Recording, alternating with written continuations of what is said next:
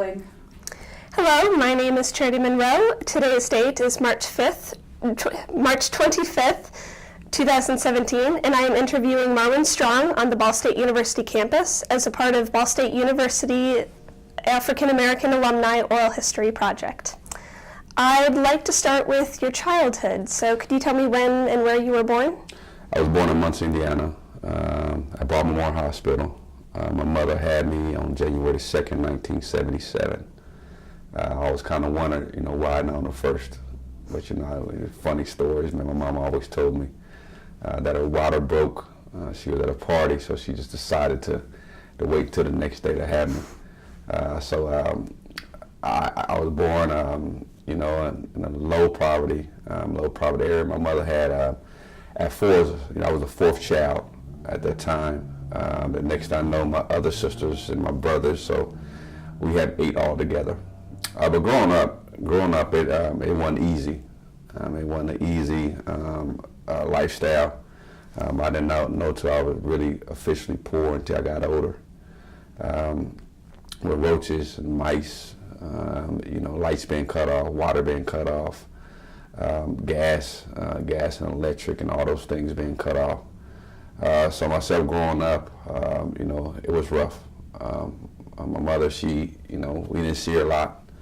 She had to go out there and do the things she had to do to make sure our family be safe. So my grandmother Josephine Strong, basically took the hold of us and raised us. So I was always around my mom. My mom used to date different guys that was selling drugs, doing drugs. And I used to see my mom, get in fights all the time with these type of men. It really hurt me. It was a really bad situation that I had to deal with. But I always really was protector of my mom. It seemed like I was the one that always tried to get between my mom and other guys. And so I see my mama, got her face broke. I was with my mother when she had a nervous breakdown. I was with my mother when we cried, and I always told my mom everything would be all right. So growing up in that era, my dad left me at an early age. He moved to Detroit, Michigan, in and out of prison. So I didn't really have a father figure in my life at that time. I love my father dearly now, but at that time, I didn't have nobody to tell me, Marvin, you could be anything you want to be out of life. You could be the best. You could graduate from Ball State University. So I didn't have no role models. I didn't have nobody to really tell me, that I could be this person I am today. So at that time, just growing up, the things I've seen, I used to go and steal from my family. I used to steal, we used to go to village pantries and different things, go to different fruit markets because my sister and brother was hungry. So me and my brother Stevie, which my older brother, we used to go out and steal and try to feed our family. From candy bars to back in the day they used to have bottles where you could raise up a bottle. So hey, I got bottles. You get 10 cents a bottle. So I used to try to make ends meet. At McDonald's on Madison years ago when I was growing up. We didn't have nothing to eat. We couldn't eat McDonald's. We didn't have enough money to eat McDonald's, so we should sit right by a bargain box right across the street and wait until McDonald's closed. So we'd get bags and bags of food that they'd throw out for the night. And we used to go home and microwave them, and that's how we ate our fast food. So just in that era, in that life, I didn't have the nicest clothes. Like I said, we live in a 1-bedroom home. I used to have to wear my sister's clothes and my brother's socks. We had to trade. By times we used to have boiling water. We had to boil water from our neighbor's home because we didn't have the proper things in life. It was sad. It was very depressing. It was very emotional, but I always kept a smile on my face. Nobody could see the hurt I had inside of me. So when I tend to start playing basketball. And that was like another world away from reality. And I always just played basketball constantly till the lights came on. I hurt and run home before my grandmother got a hold of me. So those are the things that I did at an early age. It wasn't fun.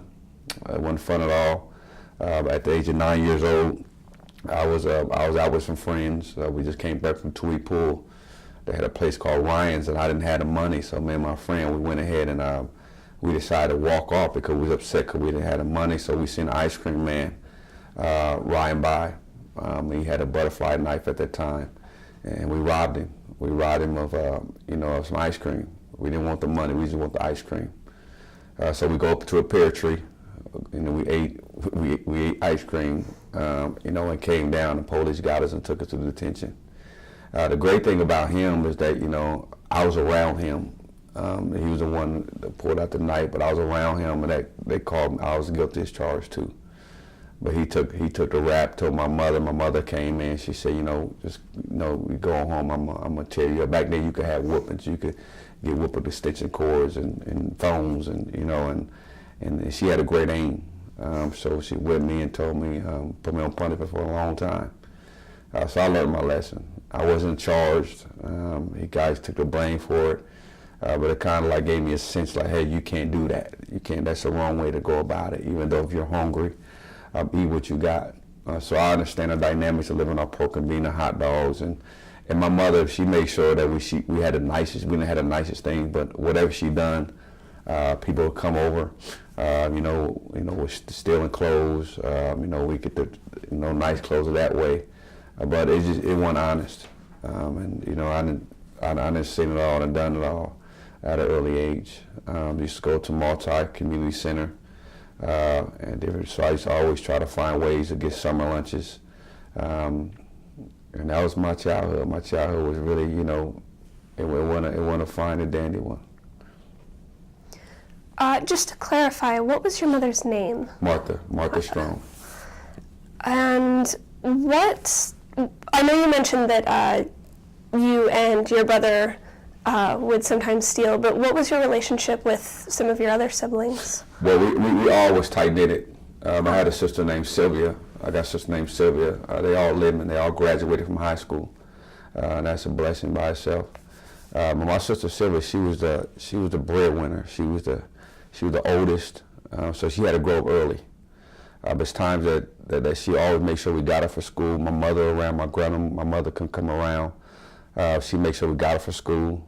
She made sure that we did what we had to do. So she was the mother of us. And everybody had to listen to my sister Sylvia. And we still to this day. My sister Melinda was, she was older than me. She was more of a cunning, sneaky type of person. She always found that she ventured off into the world to try, just see what life was all about. But, then I had a sister, then it was my brother Stevie. My brother Stevie is the one that I always looked up to him.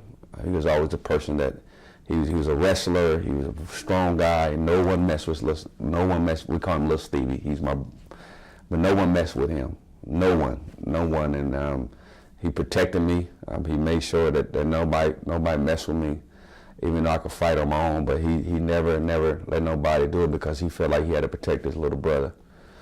So him and I, we was always around each other.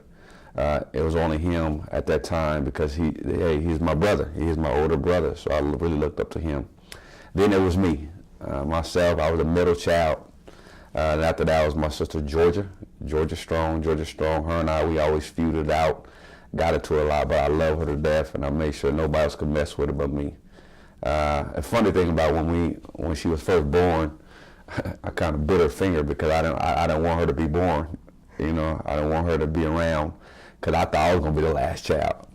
So I bit her finger, and Mama, she tore my butt up again. She had a little mole on her thumb, for me biting her when we was little, but it's gone now. So Georgia, she's outspoken. Georgia is more of an outspoken person. She's more of a person that'll tell you how she feel, but her heart is so soft and so beautiful and so big. So she had to worry about herself. And then I have my brother Michael. I have another little brother Michael. We call him Boo. I always protected him, just like my brother protected me. I felt like I basically raised him. He was always the type of person, wander off. You'll find him in the middle of the night eating cranberry sauce or sweet corn, climbing on cabinets. I always try to tell him to get down. You know, and then we had twins. I got twin sisters, Michelle and Danielle, and they were the last of my mother. Now they were fighting. There was more. That's my mother was coming out, alcoholism and different things she was going. She was coming out after she had a nervous breakdown. So my sister Michelle and Danielle, they was the babies. They were the spoiled little brats, you know. But you know they'll fight in a minute. So they're my little sweeties. So our family is really tight knitted. We was always the black sheep of the family. You were always the ones that are kind of the ones that don't go around them. And by the grace of God, if not, we would have been separated. I remember when I was a young kid, right after my birthday, we just, you know, it was Georgia and my sister Sylvia, Melinda, and all of us, you know, and my brother Stevie. It was right after my birthday on January 2nd. And pretty much, you know, you got December 25th, then you got January 1st, so I got all the presents, you know. So that happened one night. I followed my sister Melinda. We just got a new house, you know. It was a rental house, and what she had a newspaper, and you like the newspaper. With the newspaper, you could blow it out. Then you could set it back on fire, and I did it, you know. And I seen her do it, so I'm gonna do the same thing. So I did it. Well, little while, behold, I threw in the trash, and the other side was still lit. It was still lit. And in the meantime, there was a utility room where my mother kept her newspapers at. You know, because we kept newspapers for different reasons. And next thing I know, I looked in the room, the whole house was on fire. So everybody got out, and right before my mother hit the last step, the whole house blew up. So we had to stay with some of the neighbors for the last 2 months, for 2 months, and then we ended up moving to California. While I was in California, at that time, I went to elementary school called Dover Elementary, and I was out having a good time, and all my friends left. They had a thing called foosball. Foosball, we hit it in California. You know, hey, I'm a Californian, man. It's beautiful up there. You know, I've been through the earthquakes and everything, but this particular time I was out there by myself. Back in those days, for playground, they had tires. You could put tires together. They had different things. They put tires together. I'm out here just playing by myself. Well, some Crips and Bloods always feuded. That's when it was back in the early 80s.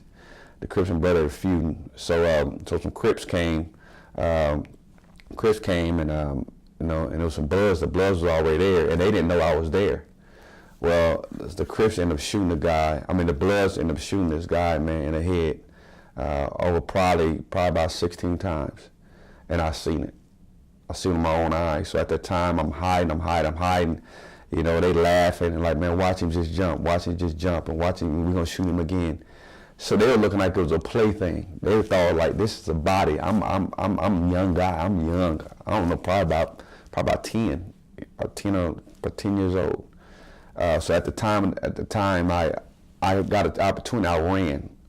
I ran across highways, and you run in California, you get ticked for jaywalking, you know. And I ran across highway, and I ran upstairs, and my mother said, "What's wrong with you?" I said, "Mom, I'm scared. I'm just kind of nervous, you know. I'm like, man, they're gonna kill me because, you know." So then I hear a knock on the door. When I hear a knock on the door, it was some Bloods, and said, "Hey, can your son come out and play?" And my mother said, "Well, he can't come out and play because you got to ask his daddy, can he come out and play?" And I was so scared that day, you know, and my mind could still imagine and still see the face of that young man taking his last breath. And I'm learning this stuff at 11 years old. And so after that, my mother and my grandmother wanted us to come back home, and we came back home to Muncie, Indiana. How did it feel, that initial move to California? Did you have friends that you left behind, or? Well, I left a lot of friends. I'm from here. You know, a lot of friends where I lived at, you know, my mother always wanted to make sure that we lived on the outskirts, but I don't know why. I never asked her why, but we always end up over my grandmother's house. My grandmother lived in the projects. Muncie, our home is called Millennium Place now. So we was always around my grandmother. We was always stayed around her, but when I left, my heart was broken. I had family in California. my Aunt May, my cousin Lamont, my cousin Monica, my cousin Lara, and she was married to, we called him Muff McCoy. So we was always around, but my mother just wanted to leave and have a new scenery. She was tired of seeing what was going on in Muncie, the different type of things, so she just wanted another life. So it was rough. I mean, it was very horrible, and I was sad, because I didn't know. I mean, all my friends that's all we knew was in the floor black radio. I didn't know what California was. But I miss it. I definitely miss it, but I really miss my friends at that time. You mentioned Dover in California, but what schools in Muncie did you attend? Well, I went to Sutton. I went to Claypool when I was in kindergarten. I went to Garfield Elementary. I went to Washington Carver. Then I went on to Northside, and then it's Muncie Central High School. Do you feel that, or I guess as a child, did you feel that they were well integrated, or were they more of a, not a black populated school? That's well, it was an inner city school, pretty much inner city. You have a mix, but you could always tell. You know, that there was differences within different teachers. You could tell who's the preppy guy. They have a mother and a father, maybe doctors from a Caucasian standpoint. And then you can also see from an African American standpoint whose mother worked at Borg-Warner and Venture Gear. And then here you got me and other friends that didn't have nothing. So you know, we couldn't go to Shertown. Shertown is a place where it was all Caucasian place. You couldn't go across some tracks, and they couldn't come to on south side of town. They couldn't come over where we was at neither. There was a lot of fights. A lot of, you know, we got jumped, and they got jumped too. So it was still prejudice was still going on, because if you look at the whole situation, that at that time, you know, we couldn't have what other Caucasian kids had. You know, we couldn't be the honor students. We was always the dumb little niggers, you know, running around here, and we never gonna amount to nothing. We gonna go to prison, you know. So we hear those things from different type of teachers at that time. But you have some beautiful ones too.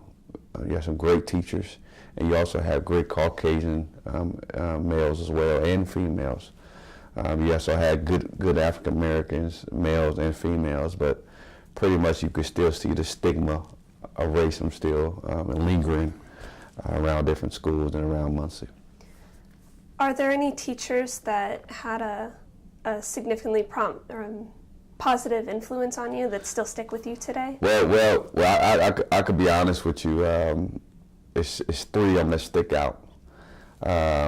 It's two elementary. A guy named Mr. Wilson.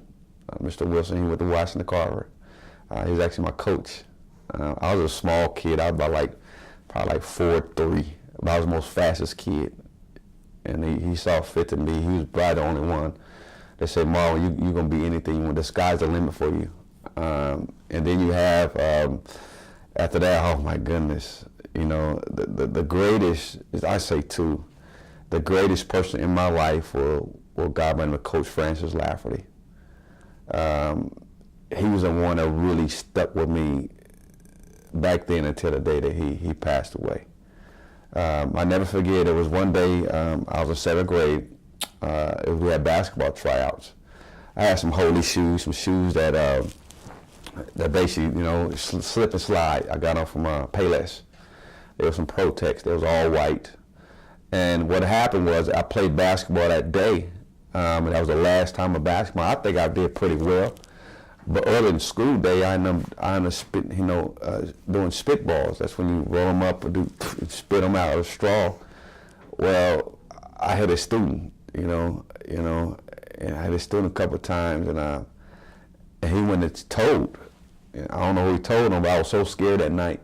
I said, I might not make the basketball team, but then I ended up waking up late. So back then they put the tryouts, your tryouts, who made the basketball team on the gym. But then after that, I couldn't see it because I came late. So I'm in class, I'm like, man, did I make the team? Did I make the team? So nobody told me I made the team. And then I got a pass. When I got a pass, they called me down to the office. Now I'm thinking it's because I did a spitball. I thought, man, I'm about to get in trouble. I'm not gonna make the basketball team, because basketball was my way away from trouble, my way away from stress. I put it all on the floor, everything, and that was a reality, a fantasy away from reality, I could say. And that's all I knew. I just want to play basketball. I want to get my mind off the things I was going through at home. I want to get the mind going through the things I got to go home to. So at that time, I'm just sitting down there and I'm in the office. And next thing I know, a big Caucasian guy, you know, he said, Mur. I said, yes, sir. I'm not knowing who this guy is. He's about 6'3". I'm like, wow, who is this guy? He said, I'm Coach Lafferty. I said, how you doing? You know, and I'm thinking, my mom's scared. You know, sometimes you butterfly, you're scared. And I'm like, what's going on? He said, well, I want to say the shoes you had on yesterday, I don't see how you did it. You slip and slide all through my tryouts. He said, I want to give you a pass. And I talked to the principal. I talked to your mom. I want to give you a pass and go down to Rex store that was downtown Muncie and buy you some brand new tennis shoes. And my eyes like, wow. He's like, yeah, because to be on my basketball team, you can't be wearing shoes like this on my basketball team. So we goes down to Rex. He bought me some brand new Dr. J's. It was all leather. I can look at them right now, and they was awesome, man. And all through life, every year from 7th grade all the way to I was a senior in high school, he brought me shoes every year. You know, and he was the most pinnacle person in my life. He was my mentor. He was with me until the day he died of last year.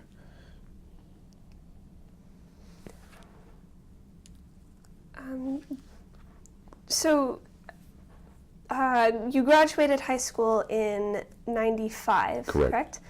And then continuing on with basketball, you then by 98 you were participating in a summer program?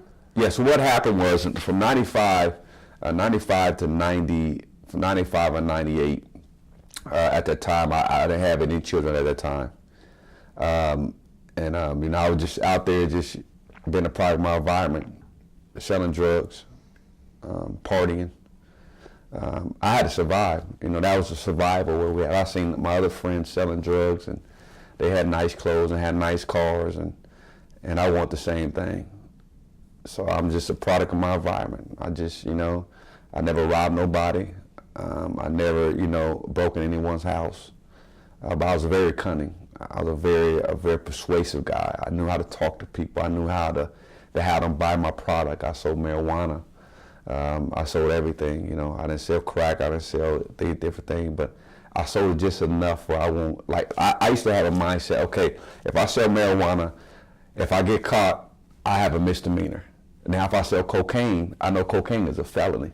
So I always had that mindset, like, hey, okay, I'm gonna sell this. I'm gonna sell this product here. I'm gonna sell pills. Oh, I won't get a lot of charges. I might get probation. That's just the way I thought. But at the same time, I'm still constantly just, you know, selling drugs and chasing after women, and going partying at the party.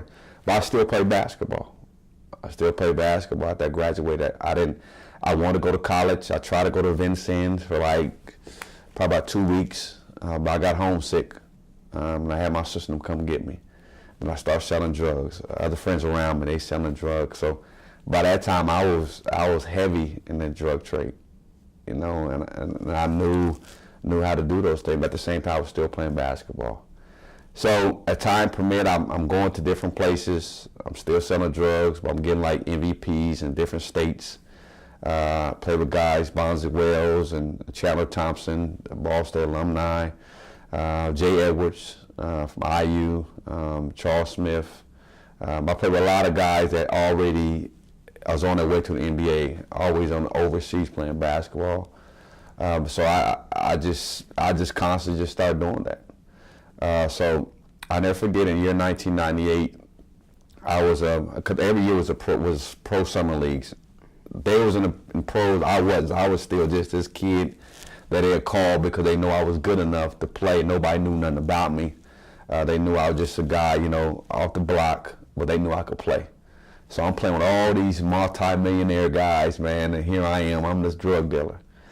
But I'm getting MVPs and I'm getting different things. I'm getting different kind of accolades. So I didn't know nothing about. I wanted to go to the NBA, but here we go again. Nobody told me I could be this person. The guy was still lost. My daddy, he was still in Detroit, Michigan.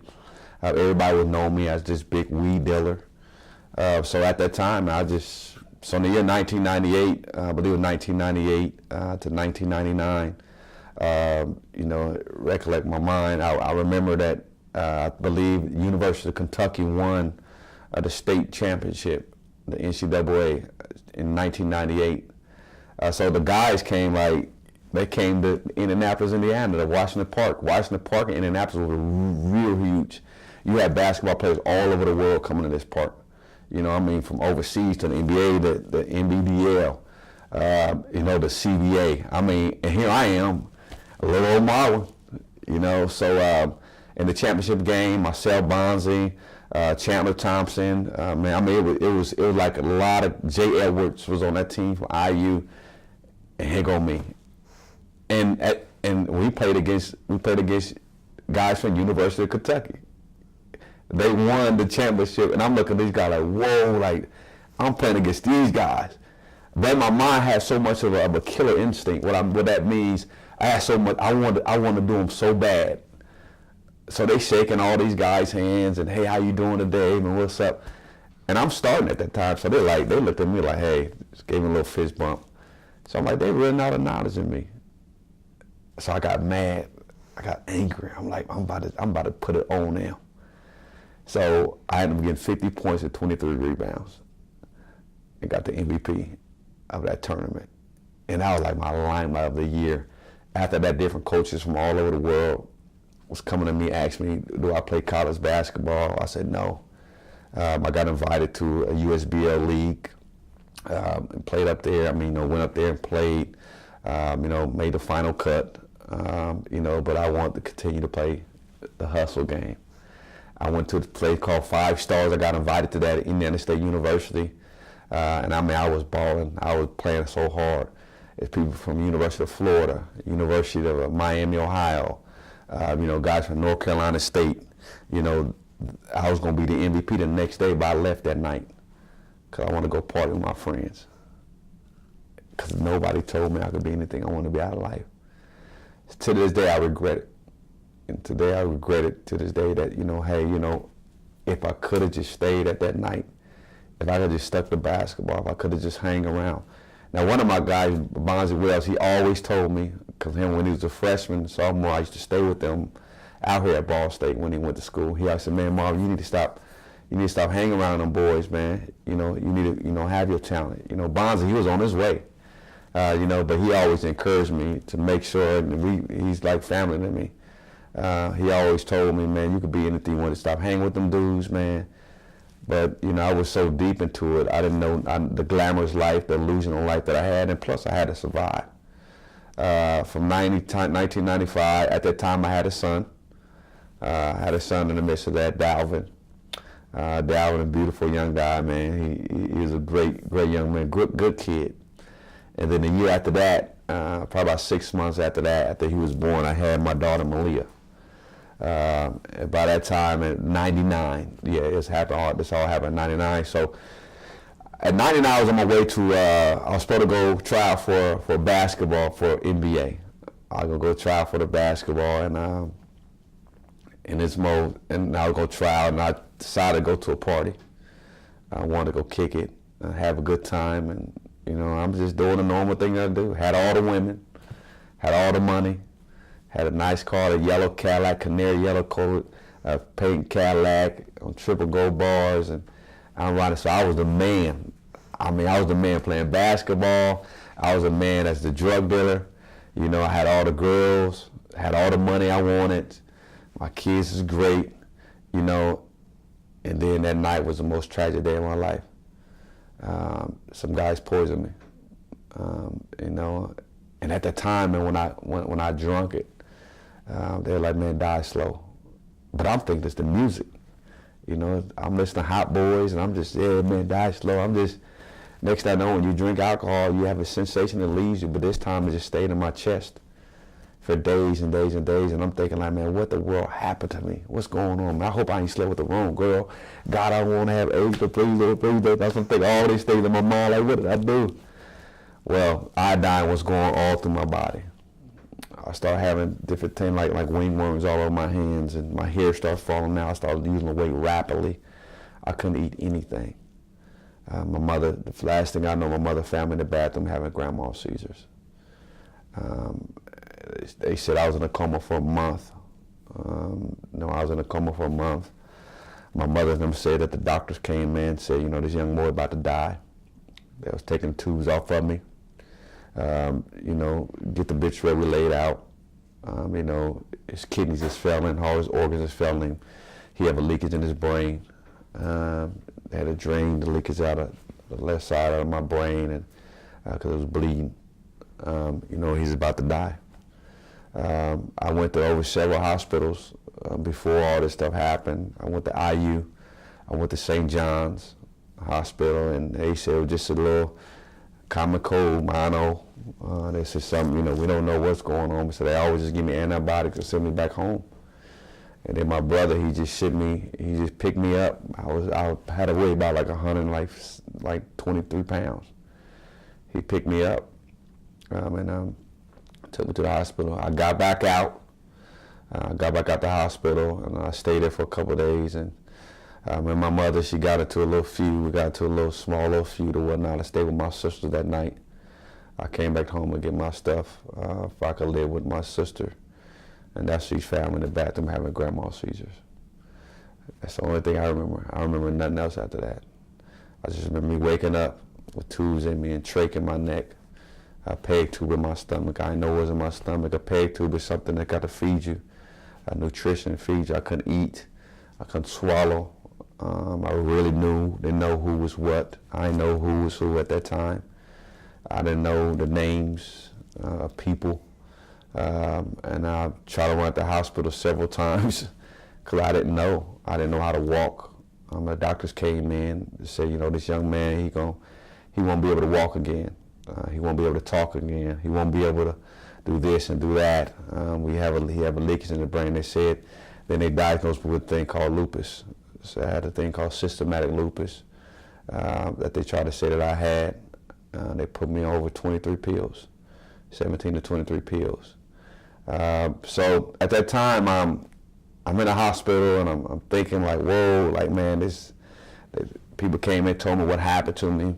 They did a chemotherapy on me. They did 10 chemotherapies for my kidneys. If I couldn't have my kidney function back, what was going to happen, I was going to be on dialysis for the rest of my life. So I can't drink caffeine. I got to drink water and juice, and so I haven't drunk caffeine or anything for over 17 years. So that was the lowest point of my life, almost dying. Did you ever find out who had spiked your drink? Well, I did. And speculations. People would say they want them. In the game, ain't no bottom to the game. People came and told me.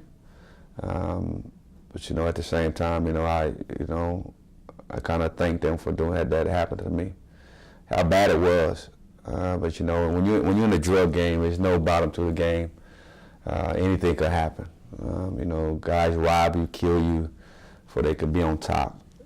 So it's just you got to watch out for the police. You got to watch out for people from robbing you. So it's just part of the game. It's part of the whole nature.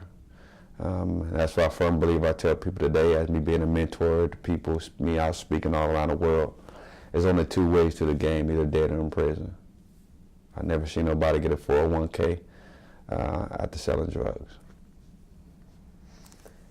A Ball State Daily article from April of 2008 quoted you as saying that by the grace of God, he brought you back. Yes. It's not uncommon for people to have a newer, renewed faith in God after having such close encounters. Were you very religious before this event? I didn't care nothing about God. I didn't know him. When I was little, a church called Grace Baptist Church used to come and get us in a white bus, more of an outreach thing to try to help people out. So only time I went to Grace Baptist, because when you got quiet, you get $1. You can't say nothing. I didn't come from a faith-based home. My family is hustlers, you know, and thieves and people went to prison, people that kill people. So I wasn't raised in an environment where religion was really not a big issue. I went to church on Easter. You know, it's the common thing to do. So I wasn't too much. I didn't care too much about God. God wasn't my source. I just either I lived or I died. You know, that's how I was. Because I lived a life of hopelessness.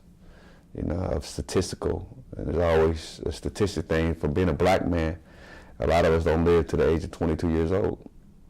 And especially where I come from. My friend, you know, they said he committed suicide. I was with him at least a couple hours. We was out drinking.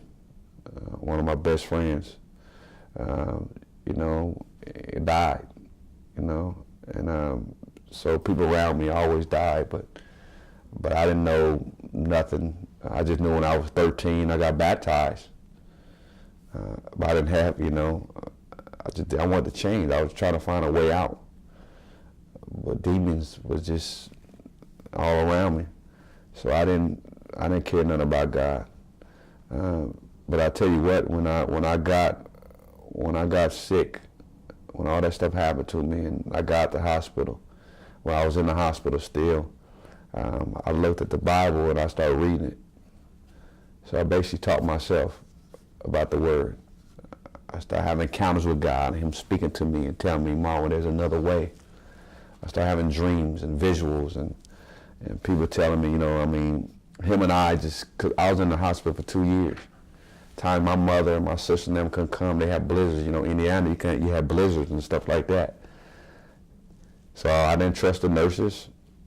I didn't trust nobody. So how I went to school, how I went to sleep, I just say Jesus, Jesus, Jesus, Jesus. The next thing I know, it's 5 o'clock in the morning. I said, Mom, we need to take your blood. So I started building my faith up. You know, I won't consider myself as a religion person. I'm a spiritual being. You know, when you say the word religion could mean so many ways. But I'm more of a spiritual guy.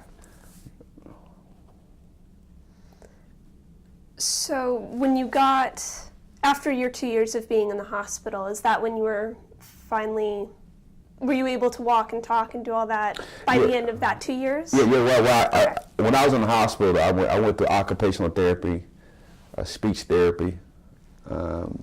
A lot of people are laughing right now because they say at times I speak proper. Then at times you'll find ebonics coming out of me. Ebonics is just slang words. So it's a good thing I could speak both languages now. You understand? Mm-hmm. A proper English. I could be around my homeboys. I could talk their language, you know. So I got like a diverse type of mentality. But I went through all those therapies. Going through physical therapy, I had to be strong-willed because many times I wanted to give up. I just prayed like I just want to die because of so much pain, agony that I had to go through. Then I start being bad on myself. I started thinking down on myself. So at the time I got a phone call from my uncle. My uncle, he went to Brandeis University. He coached there for many, many years in Boston. And him and this guy was talking. Coach Charlie Titus from UMass Boston, and my uncle, I talked to him. I said, Uncle, I just want to find another way when I got to the hospital. And my uncle, he said, Marwin, just write me a letter. Now, when you write a letter, you could just get all the details about how you want to write a letter. It gives you all the viewpoints. Me just saying it, he wanted me to write it, so I wrote him a letter. And he asked, what do you want to do for the rest of your life? You know, and when I did that, he got the letter. He got a contact with a guy, Charlie Titus. Charlie Titus, he called me at the hospital and said he wanted to come me up. He wanted to come see me play basketball in July. So what I did, I couldn't walk. He said, how much do you weigh? I saw him, I weighed about 190, man, I'm looking good. At that time, I weighed like 123. I'm in the hospital. So I always called the guy, physical therapist. I said, man, I want to go back down there. I'm about to go try out in July. So I start having that faith. I start building myself up. I start running the water. I start doing all kind of stuff, man. You're like, man, what is wrong with you, dude? I'm like, no, man, I really, really got to get this right. So it gave me hope for, I always wanted to play college basketball. Never had the opportunity. So that June, I got to the hospital about January 11th. That June, I goes up there and played basketball after I got to the hospital, and I made the basketball team. And that was like, yes, because I wanted to change. I didn't want to leave the hospital and go back to I was at a crossroad in my life. Do you want to go out here, or do you want to change for your kids? My kids never seen me smoke or drink. I show them pictures right now of it, Daddy, that can't be you. With guns in my hands, saggy pants on, all nice FUBU clothes, hang with gangsters. So I wanted to change for my kids as well. So I just and ever since then, that was my life. It was just, yeah. So when I got to the hospital, that's what happened. For the record, what was your uncle's name? Wallace Johnson. Wallace Johnson. So after getting out of the hospital, then you went to University of Massachusetts? Boston, UMass yes. Boston, yeah. And you were only there for 2 years. Well, I was there probably shorter than that. Yeah, I was there in and out there. The reason why I was there, because I played basketball up there, and it was fun. But the main thing, my son called me probably about 5 in the morning. He was telling me, because I always built a relationship with my kids at an early age. And he was like, Dad, nobody's home. I need you to come home. And man, these are my babies, man. I think Mom was around. She probably went and parked her car. I don't know. But I went to my coach and said, Coach, I need to come home. And my coach, Charles, it was in the middle of the season. I said, I got to come home, man. I said, I got kids, man. I got to get custody of my kids. And at that time, I was about like 23, 24, 25. And I was like, wow, man, I got to get home, and I got to take care of my kids. And he said, Marwin, your kids are your main priority. He said, but just do me a favor, son. When you go home, make sure you get a degree. I said, you bet I am. So flew me back home, got custody of my son. Mother, she went to Atlanta. And that was the problem of my life. Hey, I did it. Went to school, I played basketball up there, and I came home. Now when I came home, it's funny because the same place, my first job, I got back home, I worked for a place called Muncie Reception Diagnostic Center. I worked there for probably about 5 months. Coach Francis Lafferty, he hooked me up for the job there. He always was, him and I at the time, he never gave up on me. And I mean, the amount of money that he blessed me with, it was just like, and I always tell me, Mur, you gotta go there, you gotta go to school, get an education. You get that associate degree, you get that bachelor's. Hopefully you can move up, get your scholarship. I know what you've been through. So he was a father figure to me through it all. I miss him to this day. I can always call him about anything, all types of nights. Now here we go, we got 2 different races. You got African American, he's a Caucasian. And it showed me, from where I come from, that heart has no color. He was there because he seen something in me I didn't see. I didn't have nobody to tell me, I'm proud of you. He always would call me, check on me. So he gave me a job at Muncie Reception Diagnostic Center because he didn't want me to go back out of the drug game. So I started working there. I had to get laid off in a 6 months period because I didn't have a license. At that time, I was Social Security. They said I was totally unable to walk again, quote unquote, what the paper says. So they put me on Social Security. And I didn't want to be on Social Security. I didn't want to wait for $525 a month. I wanted a job. So at the time, I lived in Parkview Apartments. Parkview Apartments is another place where I lived at, where my mother lived at when I was in high school. It was, you know, a real drug-infested area. It was a place where I sold drugs at. The same place I did all my dirt at, majority of all my dirt. And there was a job that was opening that a lady, she just left. I don't know if she quit, but it was an opening that was open.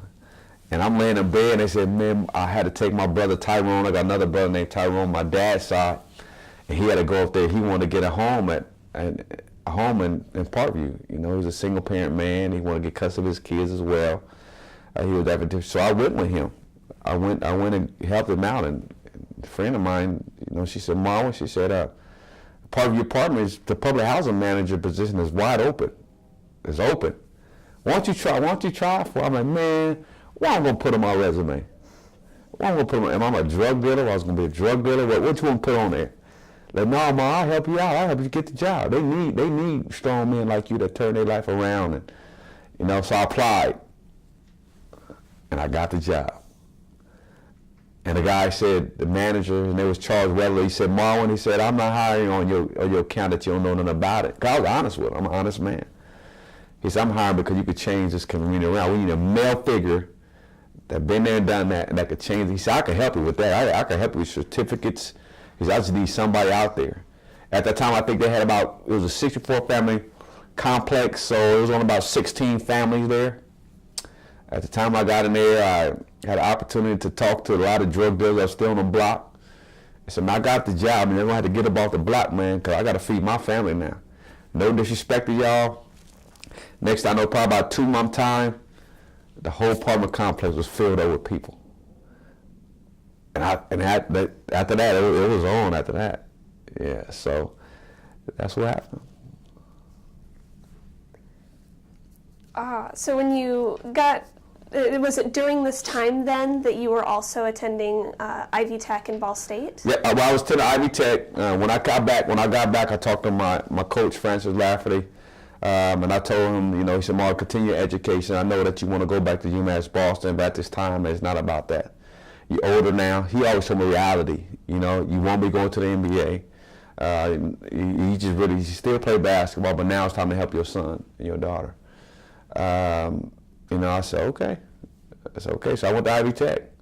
I was on commercials with them. You know, they started putting me on billboards all around the state of Indiana. You still find billboards of me, you know, from way back then. Ivy Tech is my community college, you know, so it's all around the state of Indiana, and I majored in criminal justice. A lot of people like me. I was just always guided, but I hated math. Math was one of my worst. It was like kryptonite to Superman. Math was not one of my strong points, so I failed math like 3 times. And I hated it. So my last year there, when I was about to graduate, a lady came to me. She said, Marwin, have you ever thought about going to Ball State? I'm like, what? She's like, yeah, Ball State. I'm like, well, Ball State, where I come from, is like a whole nother city. Living in the inner city, Ball State, it's like you live in a whole nother, that's a big deal to me. You talking about Ball State University? No, we talking about Ball State University. We ain't talking about no little, like Indiana, Ivy Tech. I'm like, yeah, I love to go there. They said, well, we got a thing called a life test program up there. We're going to help you with your math. But you know, good thing about Ivy Tech is that you can even go as a second semester junior. I'm like, man, you got to be kidding me, man. No, you lying. Like, Mark, we serious, man. We got to pass this math. So I passed the math. You know, but I still had a couple more credits to go. So at the time, I applied for Ball State, and I took classes there. You know, and then I took classes here. I only had a couple classes at Ivy Tech I had to take, and then I graduated. I graduated that May. So that August, I came here to Ball State. So I only took a couple classes, but I was still taking classes here. So I took 2 classes. I think it was a world history class when they talked about the ice ages and ice and all that. And then I took like I believe it was like a little intro. I had to take another intro to criminal justice class here. But my main course here I wanted to do was criminal justice. That's what I was going to school for. But what happened was that I had some other class I had to do, so I changed it at the last semester, like the last semester, I changed to general studies. And the reason I changed to general studies because I wanted to have they said, well, Marwin, look, if you go have a criminal justice degree, you got to go another semester. I'm like, man, I'm too close. I said, what do I need to do to get up out of here? At that time, I'm burnt out. You know, I'm like, man, what do I need to do? They said, well, if you go to general studies, at least you have a minor in sociology because you took some sociology classes. And you took a lot of criminal justice classes. You already have your associate degree. So let's take 2 minors and you get out here with the general studies. And I'm like, bet, let's do this. And so I'm like, man. And then I took some cyber classes. I got a degree in cyber criminal justice. And then I had to go to summer school, you know, and I graduated.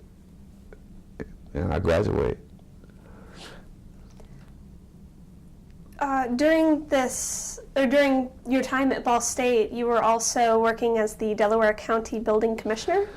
Yes, I was. I was a Delaware County Building Commissioner. At that time, it was kind of crazy because I worked at the Muncie Housing Authority.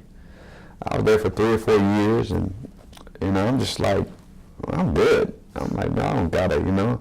I'm getting all kind of accolades. I'm a national public housing manager. I got that certificate, other certificates at the Muncie Housing Authority, and I'm just like, hey, like that's what I'm gonna do, you know. But a guy by the name of Bean Crosby was a detective, and he'd been watching for like the last like 6 months. I didn't know who this guy was. I know who he was, where he come from, what he did. So I was just like, hey, we go to Cleveland, Ohio to get in a certificate for the Housing Authority. And he called me. I came back, and he called me and said, hey, Marwin, you may not know who I am, but a lady named Judge Voorhees. Judge Voorhees, she's a Circuit Court 1 judge. Well, Judge Voorhees is also Francis Rafferty's daughter. So I'm like, we were connected with all of them. They brought your name up. A guy named John Brook, he came to us and said, man, he asked Judge Voorhees, Marion Voorhees, he asked her, who could he pick to be a good building commissioner at that time? He's because all the other building commissioners, they was pretty much buttholes. You know, they don't know how to, if you know what a building commissioner is inspector. You inspect houses, you look at different things. I was a public housing manager. And I always HUD, when HUD came in, because that's where we got our funding by Housing Authority, I've seen so many times they failed us because I think the Parkview Apartments was like one of the oldest Parkview buildings in Muncie Housing Authority. So we always got dinged, we always got failed because we couldn't fix like different sidewalks, the egresses, you know. So I'm like, man, I'm tired of us, man, to get dinged. So he knew about me, and he called me in, and John Brook, he's a lawyer, another one of my great mentors. I did not know it was going to be a political job, though, at all. I'm like, whoa, so gave me more money, you know, and I was the first African-American Delaware County Building Commissioner, and I was excited. But you had some ups and downs and merry-go-rounds in that job, too, me being African-American in my neighborhood and around the county. I also understand you were the youngest, at least at that time, you had been the youngest to receive that position. Correct, yeah. Before going too much farther, just to clarify, what years were you attending Ball State University? Oh man, it had to be, man, I know I graduated probably like 2011, I think. Don't quote me on it, but man, my mind, I know I went there, I came in for 2 years, because I graduated 2009 from Ivy Tech. So I had to be going back in 2009 to 2011. So I know pretty much in that area around that time. I ain't look at my transcripts this morning, so yeah. That's all right. Yeah. excuse me. So at one point, you were also the president of the Human Rights Commission and a co-chair for the Weed and Seed program. Yes, I was. It was funny how that happened, man, because I was doing all this stuff, the building commissioner, and they had different boards they need to appoint you on, and the board I was appointed on was through city council. City council. At that time, I would learn more about politics. Found out that my uncle Albert Johnson, he was the first African American city councilman at large at that time, years ago. I didn't know this until understanding my dynamics, how important it is for African Americans to be in politics. And I started understanding the dynamics. I started me working at the county. I've been called nigger. I've been called different things. But that didn't affect me because I knew how I was. I knew who I was, and they appointed me to be the work on the board for the Human Rights Commission. And at that time, every year, and then they appointed me to be the president, of the board, of the Human Rights Commission. I'm like, whoa, like this is cool. So a lot of people, man, that we hired in, Yvonne Thompson right now, I was one of the ones that had the opportunity to get her hired. I was on the hiring board to help her because everything goes through us, of the board, not the mayor. And then we had I had an incorporation I started called Fighting Against Drugs and Violence. In 2007, I started Press Person of the Year.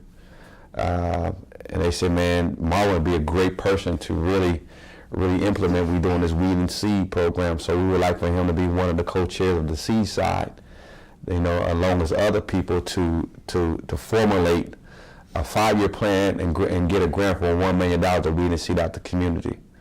So that was pretty cool. I really liked that. Yeah. How did you juggle all of that? You've got 3. Was this also when you were at the apartment or working for the apartment? Yeah. So you have, in a sense, 4 jobs, and you're a student at the same time. Yeah. How on earth did you juggle all that? Well, the main thing, I promised myself, it goes back when I was in the hospital. And I prayed to her, I said, Lord, if you just heal me, man, I'll serve you all the days of my life. I was just excited just to be walking again, talking again. I was excited, man, like a new life. It was a new life to me. Everything was new. I was vibrant. I was energetic. Because now I'm not drinking, I'm not smoking, I don't got to watch my back. All my guys, they're going to prison or jail. I'm warning them, man, quit what you doing. I got an opportunity with the police department. They trusting in me. Said, man, go talk to your young brother. Go talk to your friend. Let them know, man, if they don't stop doing what they're doing, we're going to get them. So now the name just start, Marwin Strong name just start, they start asking me to get on different boards, and through networking and everything. I said, yeah, I do it. I was excited. I was so energetic about that. Because here I am, I started a brand new life. So I was on everything. And then I was juggling school. I was so happy about going to school to get an education. And I'm at Ivy Tech, I'm loving that. And then I got an opportunity to go to Ball State, I'm loving that. I'm like, wow, like, man, this is perfect. And then at the same time, I was married. I was married at the time. I had 2 other beautiful kids, Zion Samar. Mother name was Shelly Harpo at that time. Shelly Strong, name was Shelly Harpo at that time, and so she was a great, she never had to work. She was always home with the kids. She supported me in the things that we did, and then we ended up getting divorced. Some things happened I wouldn't want to talk about, but we ended up getting divorced. So here I go again. A young man that lived at the bottom goes up to climax, and my family broken again. So I had to juggle all this. But I was still energetic because I kept my mind off the, here we go again. I was trying to keep my mind off the things I was troubling with. Like the same thing with basketball. Now, wow, this is the lowest point of my life. Now I got to go back to this. I got to go by myself and look at things in this nature. I got people talking about me, say it was my fault. I'm in church at that time. I was a deacon at the church. And, church people talking about me. people in the county building. You know, I'm going, and then I lost my job. Lost my job for the county. I had to go through different things. You know, the secretary called me black bottom drop. I had racism going on in that area of my life. We did have to deal with lawsuits. I had to go through lawsuits. They settle out of court. But I'm still still being energetic, still going to school. Nobody knows that Marwin dealing with that situation. And when the times of that time, when I got down, I felt bad about myself. I was all reflect about the faith that I had when I was in the hospital. And that small, still voice said, Marwin, you done got through you almost died, young man. Now, divorce situation you deal with now, losing the job, this is nothing. So I always had that strong faith, so I constantly kept going, no matter what adversity I went through. I always kept that faith, man. So you know what, it's going to come to pass. I'm going to be all right. It's going to be a better life after this. But anytime I go through this day, I go through my lowest points, I'll always go back, Mama, you almost died. This is nothing. And I just get up and just keep on going. So I stay energetic through all that. I stay energetic. I was happy. I was excited. And anytime you go through adversity, and anytime you try to change something, you're always going to have oppression. You're always going to have a resistance. And I just been, my whole life, I'm 40 years old now, but my whole life I always, from what I've been through, for myself, living where I live at, to this day, I always go through it, and I always deal with it. I never worried about me killing myself. I never been too stressed out. I always know there'll be a better day if I just don't give up.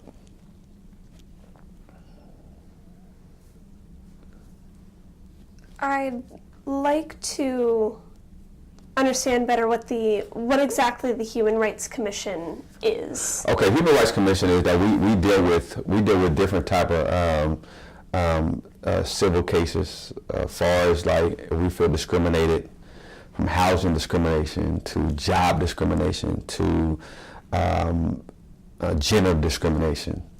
Just for instance, let's say if you go try to find your job, you go try to find a home, and the landlord don't give you a home because of your gender.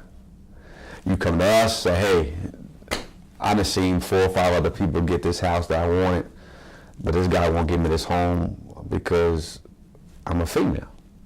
I'm a female, won't give me a home. So what we do, you write out a complaint. Once you get a complaint, then we have an investigator. They go to investigate the situation, try to have a medium, we got like mediators so we can resolve it. If we can't resolve it, then we take it to courts. We have subpoena power, where we can subpoena you. We can get you in court subpoenaing you to get this case resolved. As far as job discrimination, say I'm African American and they get on it, you have to have a certain percentage of people that have to have jobs. You have to have some type of minority. They would look at females as a minority. Just for instance, African American, they go try to find a job. If they can't get a job at that time, they come to us and say, hey, this guy won't give me a job, or this lady, the boss won't give me a job because he said, because I'm black. We file a complaint, same thing. Say if you own a job, employment, if you working at a job and you get discriminated on that, we have direct empowerment with the EOC. EOC is a place up in Indianapolis. It's like a federal place where they kind of like they do more research, more extensive research. They come down, see if they find findings on you. So we have a lot of power, as you can tell. So it's so many things in that. And those are just the shallow parts of things that they do at the Human Rights Commission. Same question for the Weed and Seed program. The Weed and Seed program was something that we Weed and Seed. The weed side was more of the rage, the prostitution stings, and more of a law enforcement. Just a shallow part about it. We all had the mayor at the time. The mayor was Mayor McShirley. We had chief of police. Had different Red Cross to Ball Brothers Foundation to different entities came together because there was a federal grant that you could weed and seed out your community and bring your community back the way it needs to be as a safe community. So the C side of part was recidivism. And that's why I love criminal justice. And to interject that, being at Ball State, the reason why I never had to study, and I always got good grades in criminal justice, because I used to be the criminal. I always just knew. I mean, I knew a Class A felony to a Class B felony to a Class C, D felony. All my friends went through the prison system. I went and visited. I understand. I went to court with them. I knew what Indiana codes was. And so I always resented back to how I lived my life. So I really didn't have to really worry about studying criminal justice. And that's why that's why it was so easy for me to graduate from Ivy Tech and different places like that. But the C side was the one I was a co-chair with. Preventing people from going to prison, help people with felonies find jobs. They have a thing called a friendly felony job list at the Delaware County Community Correction to this day. That was myself and a couple more people have presented that to the community for people that have felonies. So I didn't want people to go back to prison. When they got out of prison, I want to find them different resources to help them stay stabilized in the community and have to resort back to the community and be part of a productive citizen in our community. As I'm sure you're aware, weed has become legalized in a couple states now. I'm curious on what your opinion is on that whole deal, even though Indiana is probably very far from that happening. What would... Well, I think now at this component, I have a lot of friends that I want to help find jobs. Myself, this Enough is Enough movement. I went way far behind, and I have a lot of people that come to me and talk to me, from religious to political, to even people that's friends that I know in the streets that's out there doing it. We have different type of debates. My opinion is that I never seen nobody overdose off marijuana. Now, if they put other stuff in there, that's different. I never seen nobody did anything of that nature. But if you look at Minnesota and Colorado, I mean, with Colorado, for instance, they're making billions and billions of dollars off marijuana alone. So if I would say marijuana really need to be legalized, because it's something more important now is other drugs out here now. You have the meth, crystal meth. Meth, Doyle County is ranked #1 in the state of Indiana in meth labs. Now you got heroin have came back. When you find young boys 13 and 14 years old on heroin and meth, that's a real troubling time. You got different people on substance abuse, whether they're taking pills, Xanaxes. You got different type of bills, they sniffing. And these young kids, marijuana is not a kid. Kids smoke marijuana, he just be high. Because you only get a higher level of THC in that, and you can't get no higher when you're on marijuana. You can smoke a whole pound, you won't get no higher. But I never seen nobody die off marijuana. So I really believe marijuana need to be legalized in Indiana as well. And then we have a thing that we've got to deal with if I want to get a job. Some people can't get jobs because they didn't smoke marijuana. So here we go, another thing with the state, and I think if they do be legalized, more people could have jobs. Don't come to work high, but it's more just need to be, I believe, from my opinion, need to be legalized in the state of Indiana for no purposes. It's not right. I probably knock my son out if I see him smoking marijuana. It's not nothing, but at the same time, we got heroin and meth. It's way worse than people die, and they put fentanyl in heroin now. Just alone, these last couple months, 3 people have died, even more. Narcan they got to put you in the sniffer, shoot you with Narcan and bring you back to life. My dad, he was a heroin addict. He's a recovering heroin addict. He had better right in front of my face. He didn't know no better. I was young. He may not think I wanted. But my dad, he's well now. He's great now. I mean, he's, you know, he got health problems, but I think heroin and meth and those other drugs are more important to deal with other than marijuana. So if I would say marijuana need to be legalized in the state of Indiana, and myself being in politics, I will fight it and I will say the same thing, you know, because Indiana is more so late. We are like at least like about 10 to 15 years behind the other states. We talking about far as culture. We talking about far as job opportunities. We're talking about even marijuana, same-sex marriages. I lived in Boston when they passed the same-sex marriage law. I was right there. I worked for UMass Boston facility. You know, so I think Indiana's kind of like about 10 or 15 years behind other states. Just my opinion. Speaking of you being a politician, in February in an article published in February of 2011, it mentions that you were running for city council. At large.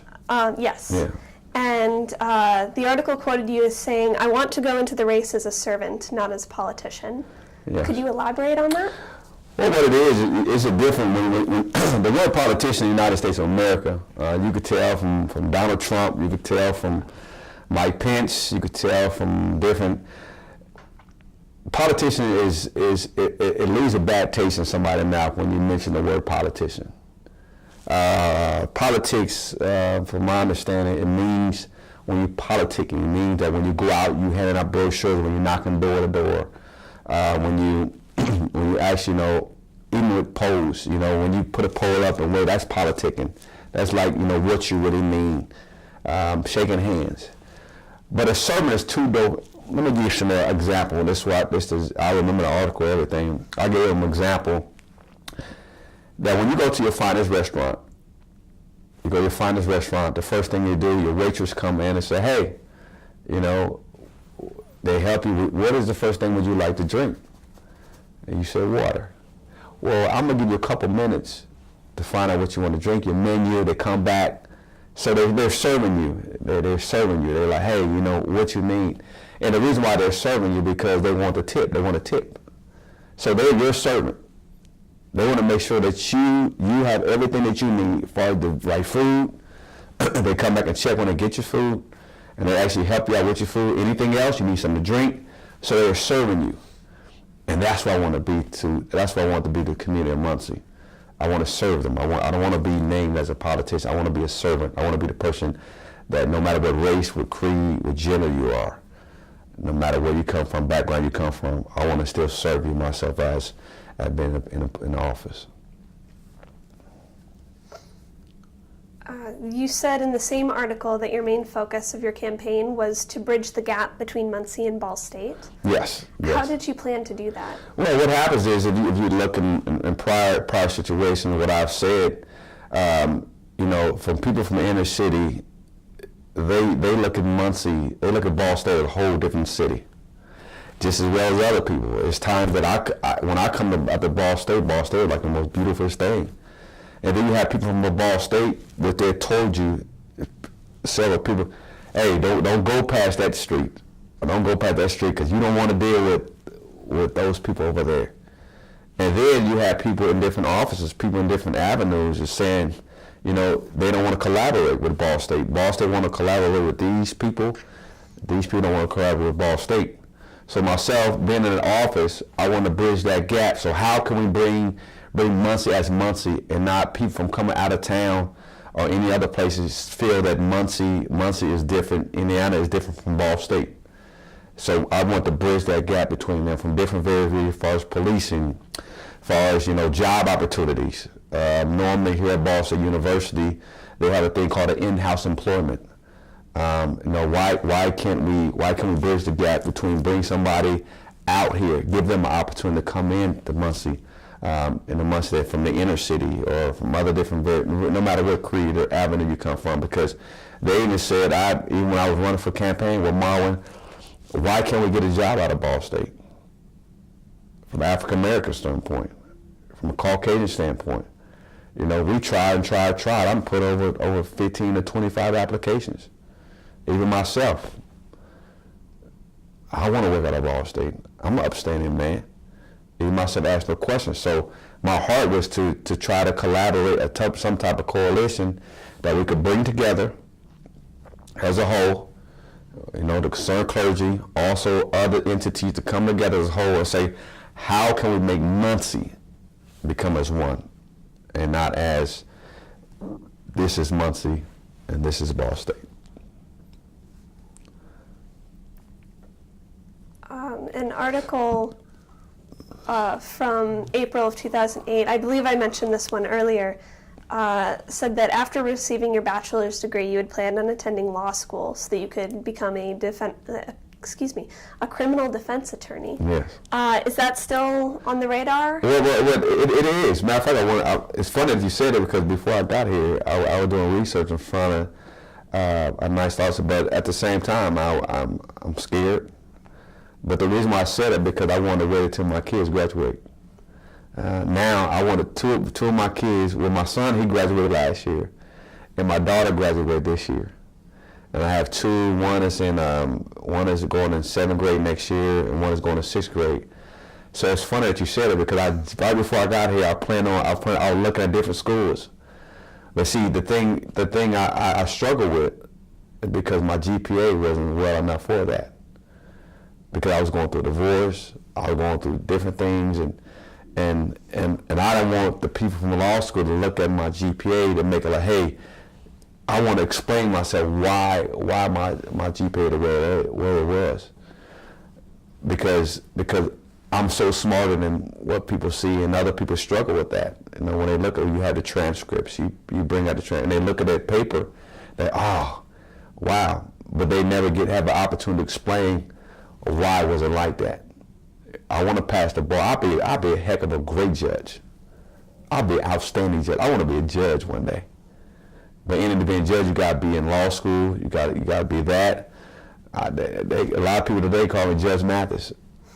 But the reason I want to be a criminal justice because the reason I want to be a defense attorney, for the simple fact, as a young kid, I've literally seen so many people around my age from the African American culture. I've got so many years when you find a Caucasian male with the same charge and they got less years.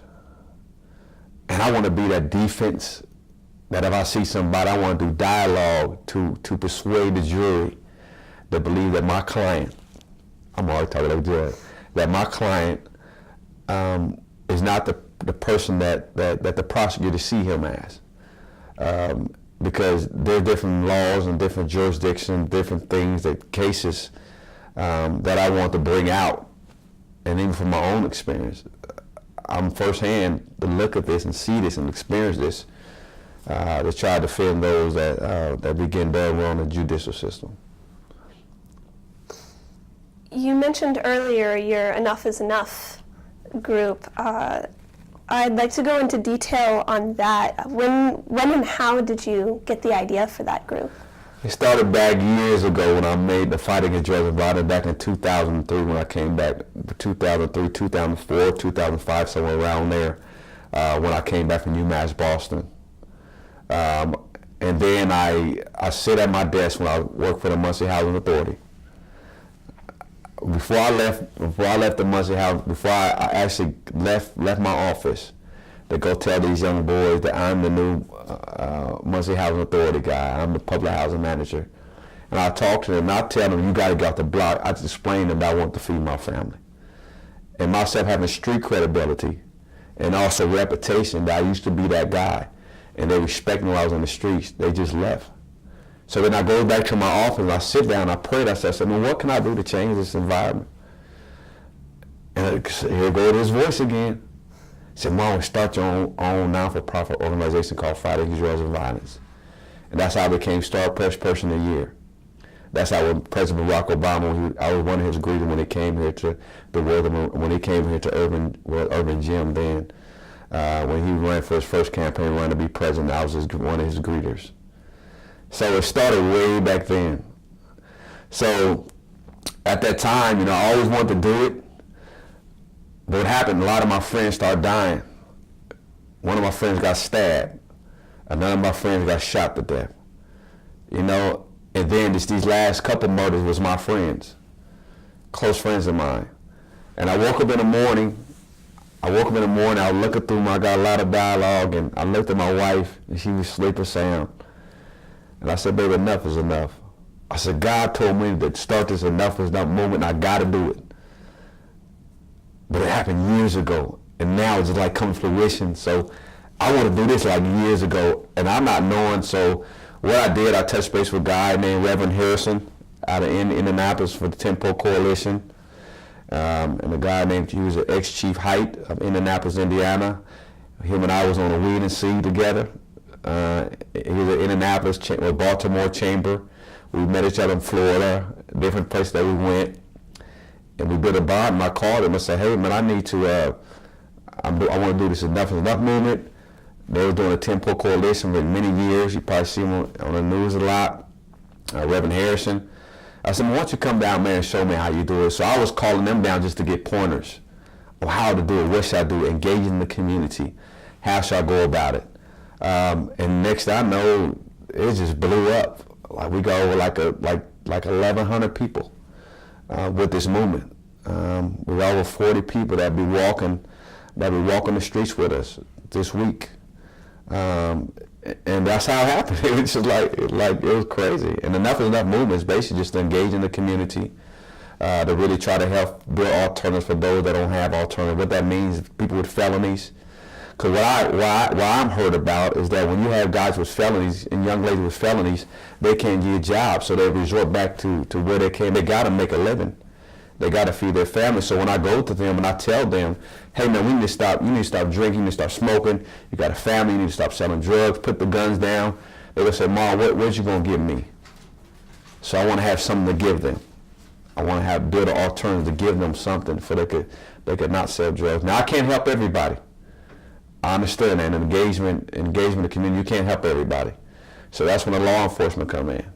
You know, that's when other people come in. So the mayor Muncie partnership up with the Enough is Enough. The chief of police partnership up with the Enough is Enough movement. The sheriff department partnership up with Enough is Enough. Concerned clergy, they partnership up with us. You know, so now we got the entities, this coalition, that I could go to them and say, hey, this person needs a job. Right now I'm talking to different employers. Hey, you know, would you hire felonies? Do you guys understand you get a certain amount of tax break, tax exemption if you hire a felon?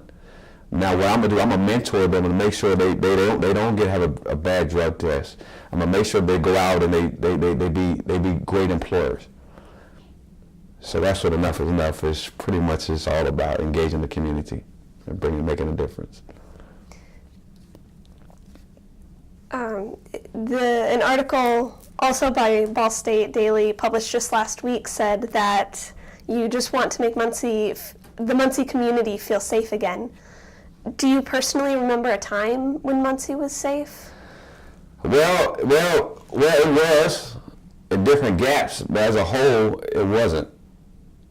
While I lived in Muncie, my grandma Muncie at home, there's a lot of people that died. A lot of people that got killed.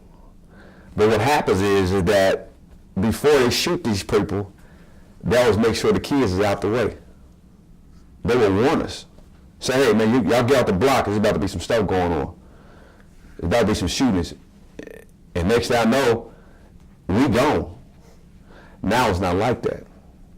You got young 12 and 11-year-old boys, man, with assault rifles, AK-47s, Tech 9s, shotguns. Where do you think they get that stuff from? Because babies is raising babies. You got 35-year-old grandmas or grandfathers. You got kids that don't have a father and mentors in their lives. You got meth, guys doing meth, 12 years old. Now what it's going to take, it says take a village to raise a child. But now take a village to raise a village. What that means, we got to start looking out for our fellow man, no matter what color you are, no matter what gender you are. We got to start knocking door to door, make Muncie safe again. That's from neighborhoods, that's from the city, at the store, to start talking, building community engagement, start loving one another again. And that's the only way it's going to happen. And that's why myself fights on myself being the visionary of this whole thing. That's why I'm reaching out to different entities. That's why I want to go out and have, and my Enough Is Not movement is just not a black thing. It's a community thing. Because in my group alone is a diverse group. You got Caucasians, African Americans, males, females. Matter of fact, you got more females than males. Now the reason why I like that, because females are nourishers. A male will listen to a female more than a male will listen to a male, because they gotta have that macho mentality. But women are nourishers. They could talk. You guys gotta worry about yourself, that you could talk to the young men and young ladies. Hey, once you quit, don't do that. Other males will come on board, and I like that as well. But the great thing about this Enough Is Not movement is a diverse group of people that's tired of what's going on in their community. They're tired of what's going on in their neighborhood, and they want to make a change. All right. Taking a bit of a step away from this is you've clearly kept yourself very busy. So when in all this time did you marry your current wife? October the 15th. October 15th. We've been married for about five months. Oh, wow. Yeah, 5 months. It's crazy, man. I met her, my beautiful wife, yeah. I met her, I was divorced for 6 years. So I had to really rebuild my trust level back up. I had to rebuild my whole mindset back up, because after my first wife, I said, look, I'll never in my life get married again. And I loved her. We was together for 11 years. But in that time, life happens. I feel bad about myself. I'm like, man, I'm only supposed to be married one time. I thought that was it. People gonna make fun of me, and I've been married twice. I'm like, so all this stuff was going through my mind, because growing up, I was a player. I had a lot of women. I had many men I could choose from, what I wanted to do. The bachelor life was beautiful to me. But that was the old life. My daddy was a pimp. My daddy got over 9, 10 kids. All together, we have approximately 16 sisters and brothers on both sides of my family. So I want to be that family man again. I want to build myself up like, man, you know what? I've been tore out. Lord, I'm gonna try this again, and please bring somebody in my life. And I met her. Kind of find out she lived in Illinois. She left when she was about 7 years old. She lived in Muncie. She got family here in Muncie. When I met her, start talking, her family from Muncie. I'm like, wow. Found out she's the same faith. She's in church. She a beautiful lady. Herself, she been through a divorce too. It's okay. There we go again. So I'm like, hey, when we met, I'm like, whoa, 2 beautiful kids. Janelle and Gavin, real smart kids. And we've been together for 2 years before we got married. But it's funny how it happened, because we got married, we got engaged at Banker Life Fieldhouse. And I planned it. I planned it, man. I called the people and said, hey, man, I got to have this thing at Banker Life Fieldhouse. I'm telling you, I got to do it right. Because I told her, I was like, hey, when I get married again, this till death do us part. I'm going to leave and divorce. So if you think we're going to divorce, you might not marry me. And she's like, oh, I'm not getting divorced either. So I'm like, okay, well, I just want to let you know, pinky for your promise, this is it, I'm done. I'm not, divorce better not come out both our mouths, and I meant that.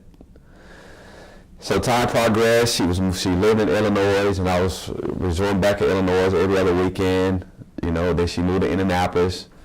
And then we go to Baker Life Fieldhouse. I called my pastor, called other people in her family, and told her that we're going to Baker Life Fieldhouse. I took a tour of the building, and then on the side of the thing, I asked will she marry me.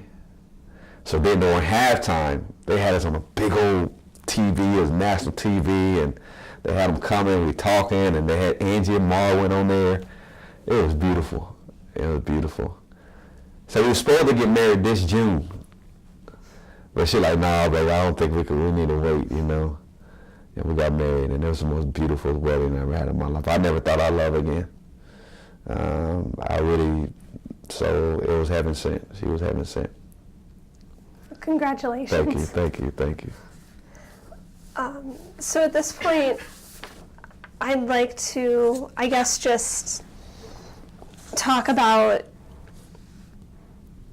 growing up as an African American in general. Yes. And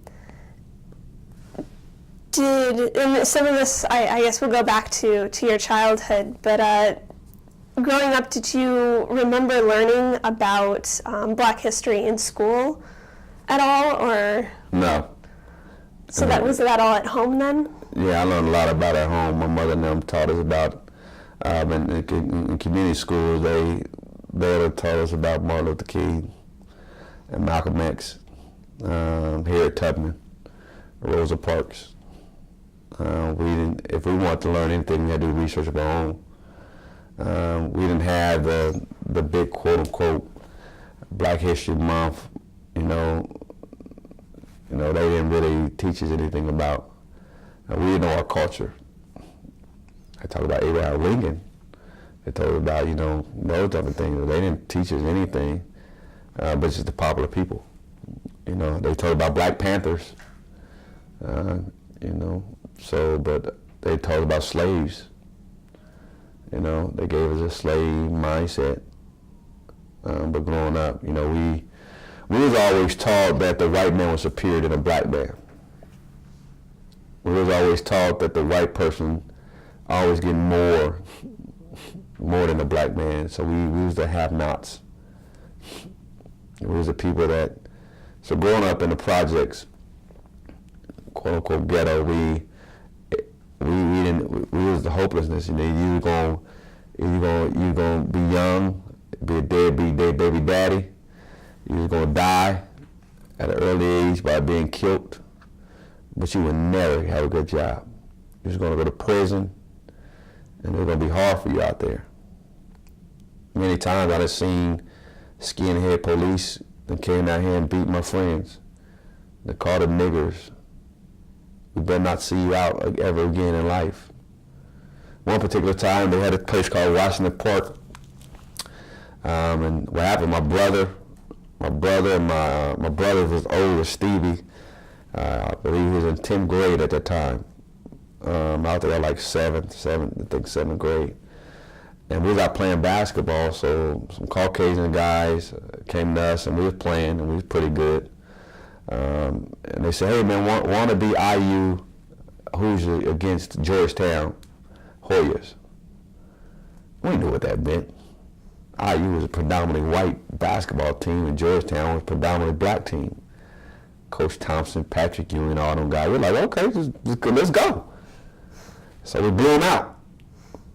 So they turned red in the face. They like, man, let's play again. So we hear, you little niggers, and we like, well, that really made us mad. We blew them out again. Oh, come on, niggas. Now maybe I said, well, come on, hunky, let's do it. Y'all want to go again? We blew him out again. At that time, I hit my friend in the head with a rock. Blood everywhere, all down the back of his head. And they outnumbered us. Niggas don't ever come back to this park again. Well, by that time, because I could fight, I was a brown belt. I was scared of you. But I didn't fight because they were bigger than me, and they were real big. They had to be like about 10th grade, 10th, 11th grade. We in 7th. I could whoop all them. But by the time my mother, she lived right across the street, somebody went and told my brother Stevie. But again, my brother was protective of me, so he said, what's going on? I never tell my brother nothing because I didn't want my brother, because my brother was kind of crazy in the head. He didn't really, they come to his brother Marwin, he didn't play about that. So he went up there, boom, a couple of them guys on the same football team as him. Knocked them cold out. I'm gonna tell you about 6 or 7 of them. So next thing I know, man, the police come. Police come, here we got people coming outside. The mother, she's irate. My friend got blood on him. The police didn't even come to us. Went right to the white man. The parents. All those niggas been picking with our kids. Those niggas picking with our kids all the time. All they do is come to watch the park. Didn't hear no side of our story. So the police come and say, hey, little niggers, y'all come out here past 8 o'clock. We're going to take you guys all down. So we never had opportunity to tell our story. So that's how it was back there. It was a real struggle. There were a lot of places that were not legally segregated. I mean, definitely by a certain point it wasn't legal to segregate anywhere, but there was definitely a lot of social segregation. Yes, so definitely. It sounds like that park became one of those places. Yes. Were there any other places in Muncie? Well, Ross Center, at a shared town area, we couldn't go out there. That's a no-no. You couldn't go out to shared town at all. And probably still now. You can't go out there. They probably got diverse people out there, but they don't say too much to you, but they give you that look. I know I ran for city council at large this last time. Normally on a poll day, what happened was you got to put your polls in different areas where they had polling at. So I goes out to Ross Center, probably about 6 o'clock in the morning, and 2 big white guys approached me. I said, nigga, what you got this poll out here? I'm running for city council at large. I'm a Democrat. I'm thinking I'm well with the community. I'm well known in this community. He said, well, what you got this out here? If you ain't gonna win anyway, we're gonna make sure you don't win. I say, hey, man, I got a right to come out here and put this poll. It's 6 o'clock in the morning at the same time. Nobody really out there. So he picked it up. I come back, because at the time we had to go back around who people that poll. My thing went nowhere around. At least he was honest. He told me I won't get no votes there. But he just told me flat out that there's no need for you to put your poll out here. I'm riding down the street, right up on the underpass. There's a gate right there where the city owns it right now. The city of Muncie owns it. I had a big banner I had for so many years. Had to raise a lot of money, $800. A big banner. I mean, it was beautiful, strong on it. My kids on it. Real big banner. Marwin for Home City Council at large. Somebody stole it.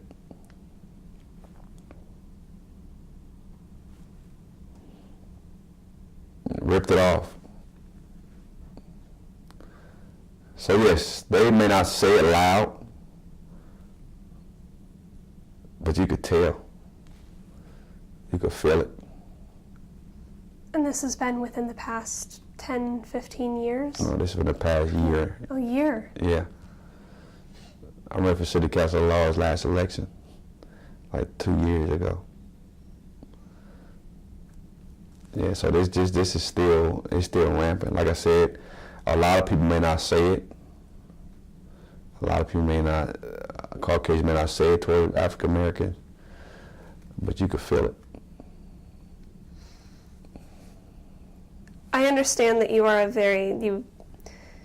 you want to help Muncie. This is your home, and you don't want to just give up and leave. But have there ever been times when you do just, at least a small part of you just wants to leave and take your kids somewhere else? It's a big part of me.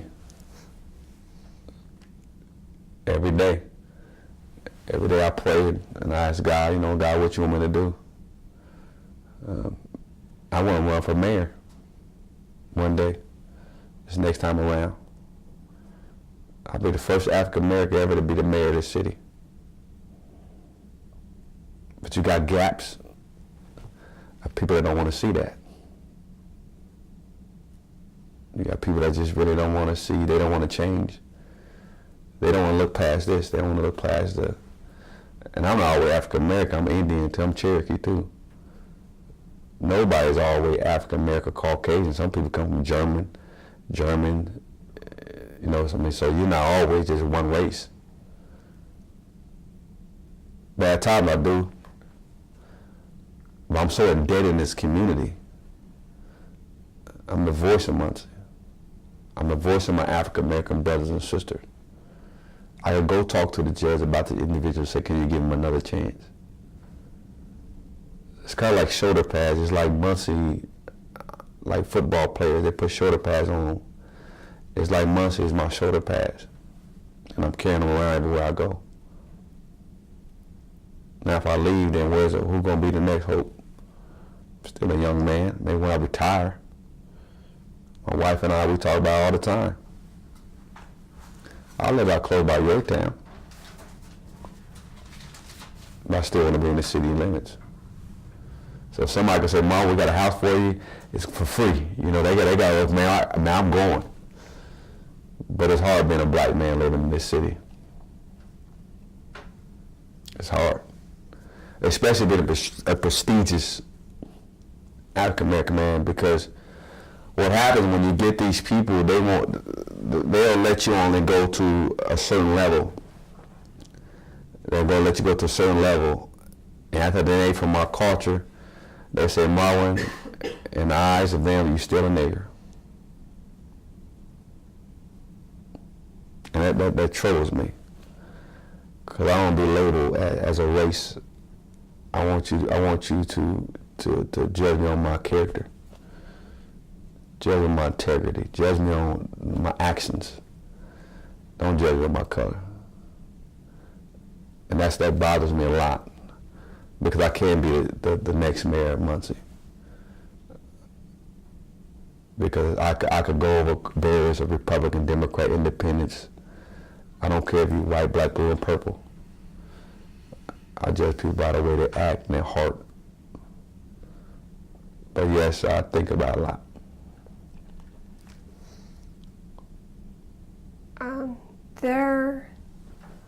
Hopefully maybe to going something a little less depressing. No, that's all right. You're fine. There were many black-owned businesses in Muncie for a time. Did you frequent any when you were younger? Oh, yeah, I went to a lot of them. You know, I think it need to be more. But from an African American standpoint, you know, we feel that we don't support each other enough. You know, we don't feel like we support each other enough, but we can. You know, I wish it was more, but we just need the support from the community. You know, I mean, like they say, you know, who make the best barbecue? You know, they say African American. Who make the best soul food? African American. But we just need the support. There's be a lot of businesses here, man, in Muncie, but we need help from other people, because at the same time, we feel like we have a victimized, as an African American, we feel we victimized here. It's just the way that we don't feel that we could have, you know. And they ask me questions, you know, Marlon, man, you should be in a higher position that you are. Man, you do everything, you do everything for people. They have to give you something, man. I mean, you gotta have something. You do it. And see, when I do it, I don't do it for accolades.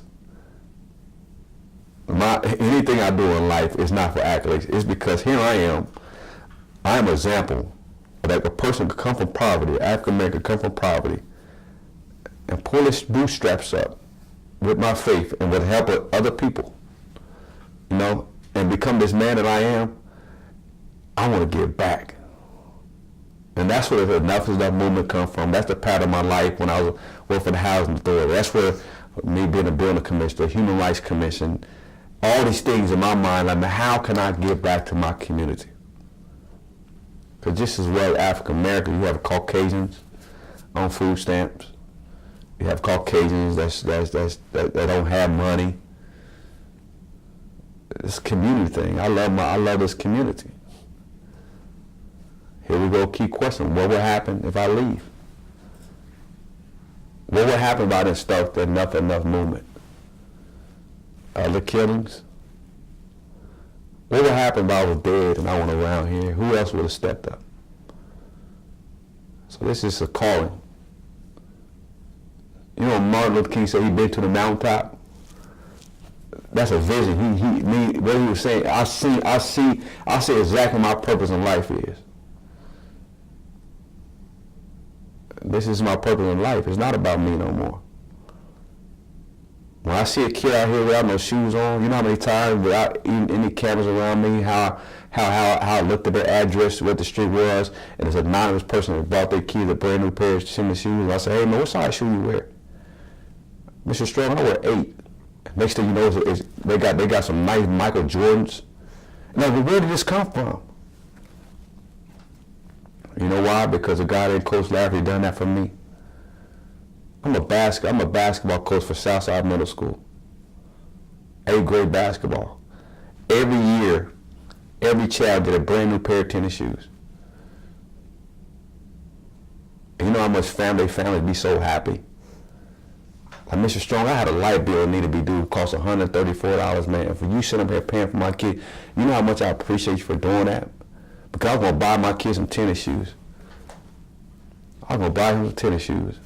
But I had to go out there, and you have to not to pay my light bill because it was you that bought him tennis shoes.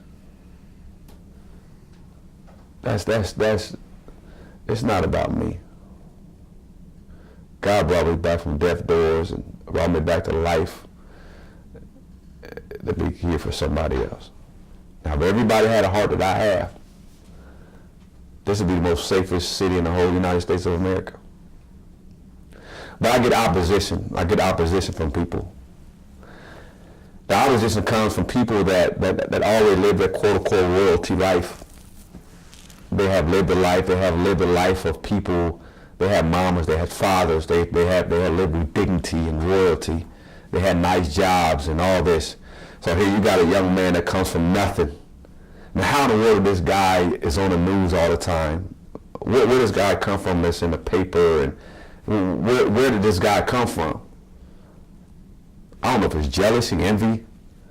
I don't know if they think I'm trying to make a name for myself. In all actuality, this is the heart, this is what God called me to do. It's a calling. And I answered it.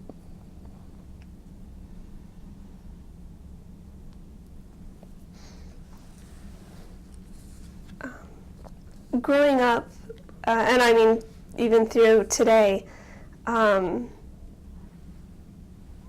what memories do you have of of stereotypes against African Americans in popular culture, and how do you feel that these have changed over the years? Well, what I see now is that it's more under the bridge. It's more like undercut. It's not so much open now. They have excuses why they can't give African American a job. They have different. When you go to the judicial system, they don't have a support group. Like for molestation, say a Caucasian guy, I've seen it. Caucasian have a molestation charge. I've sat in court, and he had 4 to 5 numerous Caucasian charges, but they give him probation, 2 years house arrest. Now you have another guy, he had a driving while intoxicated, 2 of them, and he also have a marijuana charge, and he get caught with possession of cocaine, a small doses. Pretty sure the guy was sitting, he was probably using it. They gave him 25 years. I figure. Think how that mama and that daddy feel, and think how we as African Americans feel when that happens. This guy should have been molested a child. This guy was using drugs. He get caught with a DWI. Why couldn't you just take his license? Make him pay a fine. So those are good, because I deal with a lot of people that had felonies. That's why I'm bringing that up. I have a lot of people that call me and complain, say, Marwin, I went out there to get a job, went to a temporary service, and they hired me, man, for 59 days, but after 60 a day, I could get full-time employment, but just because I had a plumber, they didn't want to, this guy have a felony, they don't want to hire me full-time. So, Marwin, I got to go back out there. I got to sell drugs, man, 'cause I got to live. I understand what you're saying, Marwin, but I don't want to hear what you got to say no more. My family got to eat.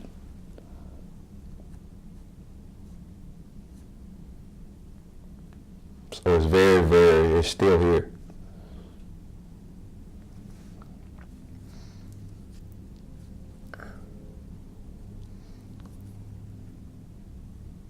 Did you ever accept any of these stereotypes as true when you were growing up? Yes. When did you realize that they weren't? When I realized, found out who I was. Found out who I was. I remember when I was a building commissioner, and when you live in a county, it's on the outskirts of Muncie. They got townships. So John Brook, he's one of my mentors. He's a lawyer. He was a commissioner at the time. I used to laugh at him all the time and be like, hey man, in the inner city where you got a stray dogs and stray cats, man, you find a couple of raccoons in the garbage can, but man, you out here in the county, man, you see deer, you see foxes. I said, anyway, I go out to this place and it was a modular home. What happened with a modular home, they put the modular home together. So they have been electrical inspected millions of times by the USDA. These things. So all I got to do is check a footer. A footer is a foundational thing where you go down and you gotta. And that's where you put the block. You put rebar in there. So I had to check the footer, make sure it was below the frost line, probably about 36 inches below the frost line. So I had to go out there. It was real hot. It was hot, man. About 90 degrees. And me, I always try to dress professionally, but in that job, you don't got to dress professionally because you're going to get dirty. You got to wear boots and all that good stuff. So I go out there, I'm just out there. I go out there, and next thing I know, I see an 80-year-old Caucasian guy come on the golf cart, him and his hound dog. And as I'm looking, I'm like, man, like what the world going on out here? I'm like, whoa.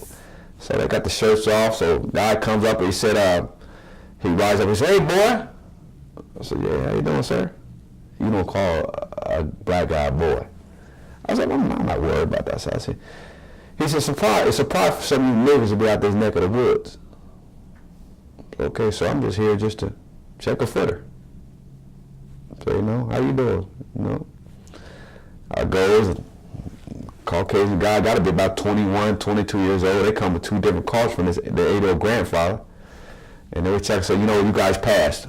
You look good, and I'm going to check it off. You guys go ahead and have the cement guys come out here, and you guys go ahead and, cement up, put the foundation up. But good luck, man, because you're going to have a beautiful modular home. I've always been a professional. Nobody in the prejudice world, they never could break me. You call me a nigga, you would never find me and say, well, you a hunky, or I never done that. Because I always had a cunning way about saying it's real slick, real smart, and you won't know I really cuss you out until like 3 days later. This dude really just cussed me out. I was always a real slick guy when I talked to you. So as I'm leaving, he got a hound dog. He had an old English beer. Old English beer was like, oh man, that's malt liquor. It's 98 degrees outside. And he drunk. He said, you know what? He said, come here, boy. I said, no, sir. I said, no, sir, I need to go. I got another inspection I got to deal with. He said, I think different about some of you niggers. I said, thank you, sir. I think different about you, too. Have a good day.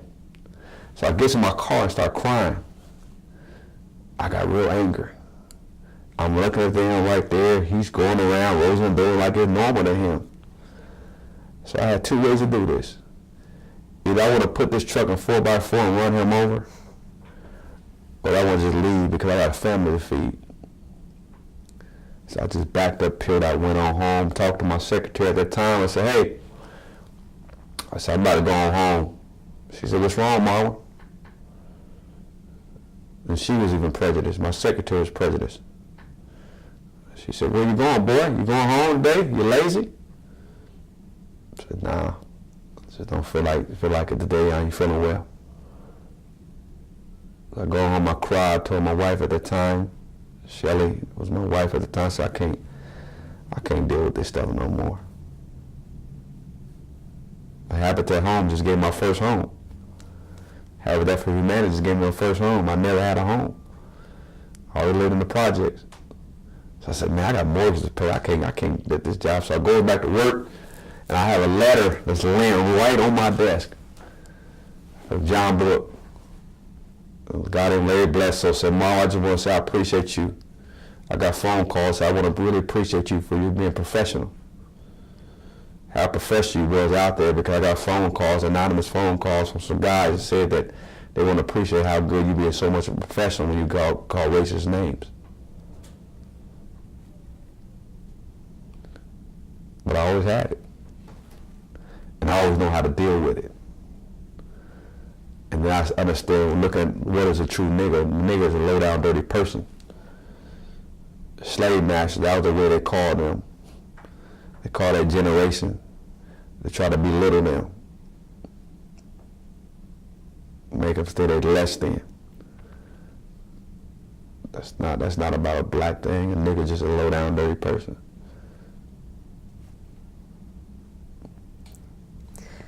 Is there anything that we didn't cover that you wish I had asked you about? Anything else you'd like to say? Well, you did perfect. Oh, thank you. Well then, on behalf of the Ball State University African American Alumni Oral History Project, thank you for taking the time to speak with me today. Thank you as well.